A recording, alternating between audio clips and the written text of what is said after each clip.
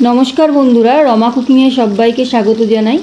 आज आमी आपनादेर साथे शेयर करब दारुण स्वादेर रुई माछेर एकटा रेसिपि।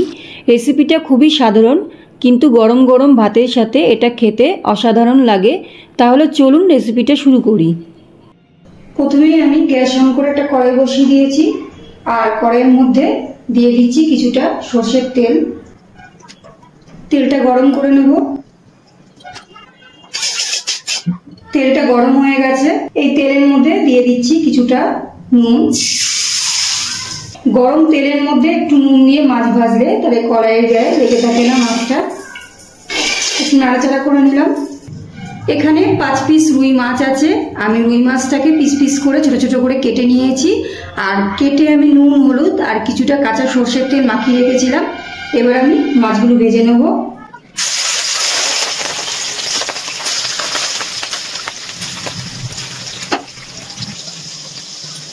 মাছগুলো খুব সুন্দর কড়াই থেকে উঠে যাচ্ছে। মাছ ভাজার আগে যদি তেলে একটু নুন দিয়ে তারপরে মাছটা ভাজি তাহলে খুব সুন্দর কড়াই থেকে মাছটা উঠে যাবে আর নিচেও লেগে যাবে না। ভালো করে উল্টে পাল্টে মাছগুলোকে ভেজে নিয়েছি। এবার মাছগুলোকে তুলে নিচ্ছি। এই একই তেলে আমি বাকি মাছগুলো ভেজে নিচ্ছি। মাছগুলোকে আমি উল্টে পাল্টে ভালো করে লাল লাল করে ভেজে নিয়েছি। এবার তেল থেকে তুলে নিচ্ছি। সব মাছগুলো আমার ভাজা হয়ে গেছে।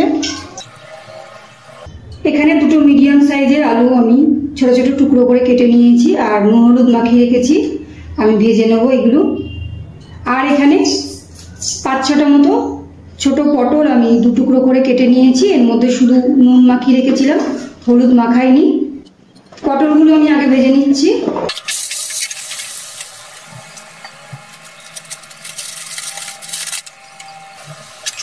পটলগুলো ভাজা হয়ে গেছে। পটলগুলো তুলে নিচ্ছি তেল থেকে।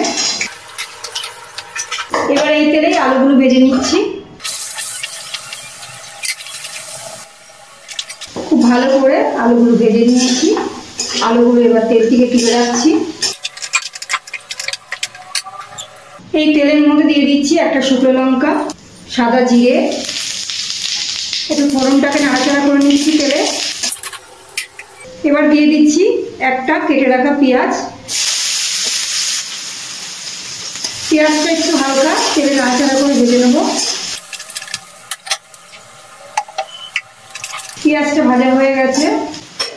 এবার দিয়ে দিচ্ছি আদা আর কাঁচা লঙ্কা বাটা। দিয়ে দিচ্ছি বাটি ধুয়ে একটু জল। একটু নাড়াচাড়া করে নিচ্ছি। এবারে এক এক করে গুঁড়ো মশলাগুলো দিয়ে দিচ্ছি। দিয়ে দিচ্ছি জিরে গুঁড়ো, ধনে গুঁড়ো, হলুদ গুঁড়ো, পরিমাণ মতো লবণ আর দিচ্ছি কাশ্মীরি লঙ্কার গুঁড়ো। সব কিছু ভালো করে আমি কষিয়ে নিচ্ছি। দিয়ে দিচ্ছি খুব সামান্য পরিমাণ জল। মশলাগুলো খুব ভালো করে কষিয়ে নিয়েছি। এবার দিয়ে দিচ্ছি ভেজে রাখা আলুগুলো। আলুগুলো দিয়ে মশলাগুলো আরেকটু ভালো করে কষিয়ে নেব। মশলার সাথে আলুগুলোকে খুব ভালো করে কষিয়ে নিয়েছি। এবার আমি এর মধ্যে দিয়ে দিচ্ছি জল। জল দেওয়ার পর গ্যাসের ফ্লেমটা মিডিয়ামে রেখে একটা ঢাকনা দিয়ে ঢেকে দিচ্ছি আলুটা সিদ্ধ হওয়ার জন্য। ঢাকনাটা তুলে নিচ্ছি। এবারে দেখে নেবো আলুটা সিদ্ধ হয়েছে কিনা। আলুটা আরেকটু সিদ্ধ হবে। এই সময় আমি দিয়ে দিচ্ছি ভেজে রাখা পটলগুলো। আবারও আমি ঢেকে দিচ্ছি গ্যাসের ফ্লেমটা মিডিয়ামে করে। ঢাকনাটা তুলে নিচ্ছি। নাড়াচাড়া করে দেখে নিচ্ছি আবারও আলুটা সিদ্ধ হয়েছে কিনা। আলুগুলো খুব সুন্দরভাবে সিদ্ধ হয়ে গেছে। এবার আমি ভেজে রাখা মাছগুলো দিয়ে দিচ্ছি। ভেজে রাখা মাছগুলো দিয়ে একটু নাড়াচাড়া করে আরও কিছুক্ষণ 3 থেকে 4 মিনিট একটুখানি ফুটতে দেবো আর গ্যাসটাকে একদম লো করে দেবো। 3 থেকে 4 মিনিট গ্যাসটাকে একদম লো করে দিয়ে আমি কিছুক্ষণ ফুটিয়ে নিয়েছি। এবার এর মধ্যে দিয়ে দিচ্ছি খুব সামান্য পরিমাণ গরম মশলার গুঁড়ো, নাড়াচাড়া করে মিশিয়ে নিচ্ছি।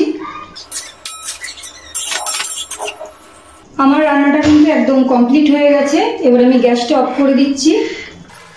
তৈরি হয়ে গেল আমাদের আজকের রেসিপি। রুই মাছের রেসিপিটি কেমন লাগলো অবশ্যই কমেন্ট করে জানাবেন। রেসিপিটি ভালো লাগলে প্রতিদিনের মতো একটা লাইক করবেন।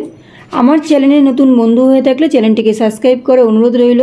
সবাই ভালো থাকবেন, সুস্থ থাকবেন। ধন্যবাদ।